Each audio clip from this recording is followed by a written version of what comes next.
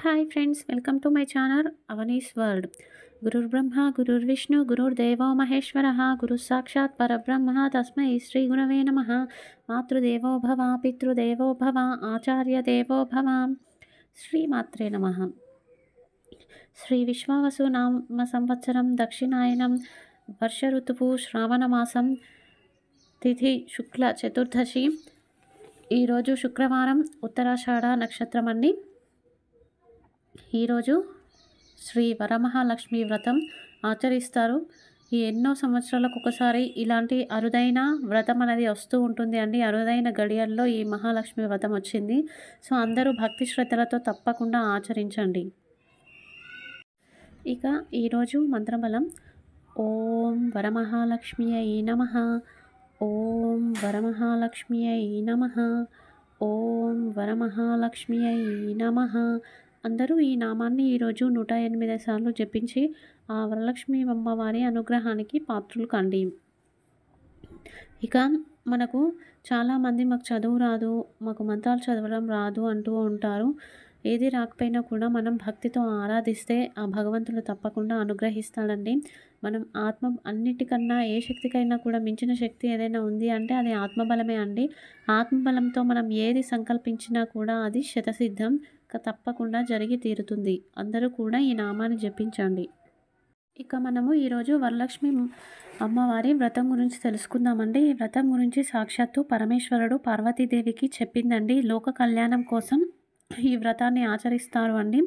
ఈ వ్రతంలో భాగంగా మనం స్త్రీలు 9 గంటలు వేసిన కంకణాన్ని ధరిస్తారండి. దయచేసి ఆ కంకణాన్ని కుడి చేతికే ధరించాలి. లక్ష్మీ వ్రతాలు, దైవీ వ్రతాలు ఏవైతే ఆచరిస్తారో ఖచ్చితంగా వారు కంకణాన్ని కుడి చేతికే ధరించాలి అండి.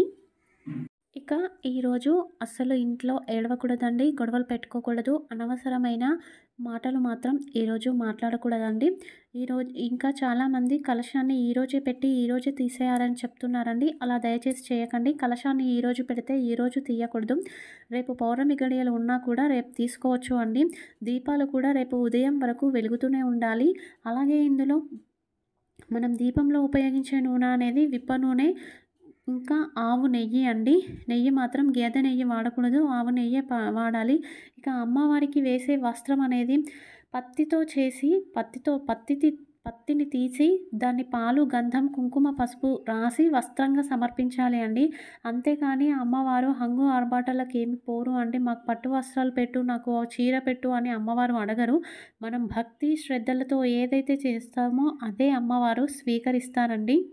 అమ్మవారిని మంత్రాలతో పూజించాలి. ఇక ఈ వ్రతం అనేది స్త్రీలు మాత్రమే ఆచరించే వ్రతం అండి. ఏ వ్రతమైనా కూడా భార్యాభర్తలు ఇద్దరు ఉంటారు, కానీ ఈ వ్రతంలో మాత్రం స్త్రీ ఒక్కరు ఆచరించవచ్చు. ప్రత్యేకంగా ఇది స్త్రీల కోసమే ఏర్పాటు చేయబడ్డ వ్రతం అండి. భర్త ఇంట్లో లేకపోయినా బయట వేరే దగ్గర ఉన్నా కూడా స్త్రీ ఆచరించదగిన పూజ అండి ఇది.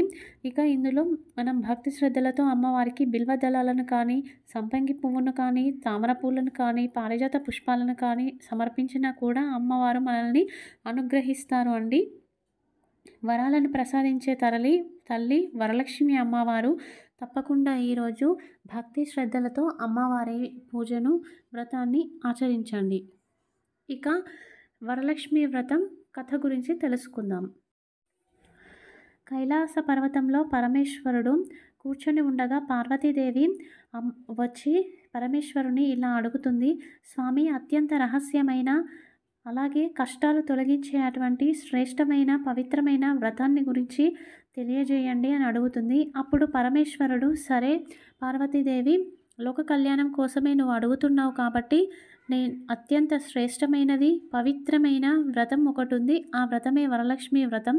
దాని గురించి చెప్తాను విను అని చెప్పేసి, పూర్వంలో మగధ దేశంలో చారుమతి అనే ఒక శీలవంతురాలు, విద్యావంతురాలు ఉండేది. తను ప్రతిరోజు కూడా నిత్యము పూజ చేస్తూ, అత్తామామలను సేవ చేస్తూ, భర్త అడుగుజాడల్లో నడుస్తూ, తోటివారికి సహాయం చేస్తూ ఉండేది. ఆమె భక్తికి మెచ్చి కలలో ఆమెకు సాక్షాత్ వరమహాలక్ష్మి ప్రత్యక్షమయ్యి కలలో, నీ భక్తికి నేను మెచ్చాను తల్లి. నీ భర్తలో సకల దేవతలను నువ్వు చూసుకుంటున్నావు, అత్తామామలకు సేవ చేస్తున్నావు. నేను నీకు వరాన్ని ఇస్తున్నాను అని చెప్పేసి శ్రావణ శుక్లపక్షంలో శుక్రవారం రోజు అంటే పౌర్ణమికి ముందు వచ్చే శుక్రవారం రోజు నువ్వు నా వ్రతాన్ని ఆచరించు, నీకు అంతా మంచి జరుగుతుంది అని చెప్తుంది.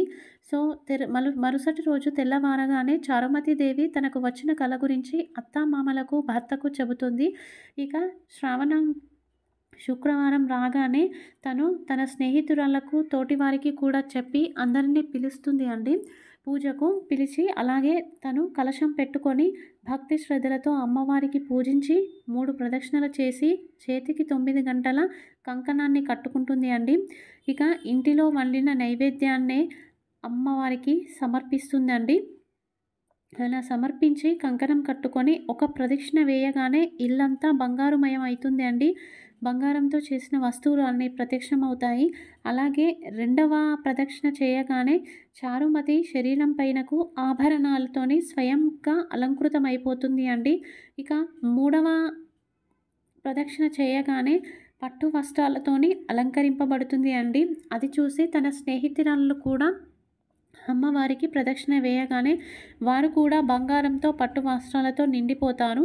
ఇక వారు ప్రసాదాలు తీసుకొని ఇంటికి వస్తున్న సమయంలో చుట్టుపక్కల వారు అడుగుతుంటే వారంతా కూడా చారుమతి అని మా స్నేహితురాలు ఇలా అమ్మవారి కలలో కనిపించి వరలక్ష్మి మహావ్రతాన్ని చేసుకుంది, మేము కూడా ఇక మీదట జీవితాంతము కూడా వరలక్ష్మి అమ్మవారిని సేవిస్తాము అని చెప్తారండి. ఇక వరలక్ష్మి వ్రతాన్ని ఎవరైతే ఆచరిస్తారో వారికి తప్పకుండా ఆరోగ్యం ప్రసాదించబడుతుంది, అష్టైశ్వర్యాలు సుమంగళి యోగం అనేది ఉంటుంది అండి. ఆ అమ్మవారి అనుగ్రహం ఎల్లవేళలా మరి ఉంటుంది.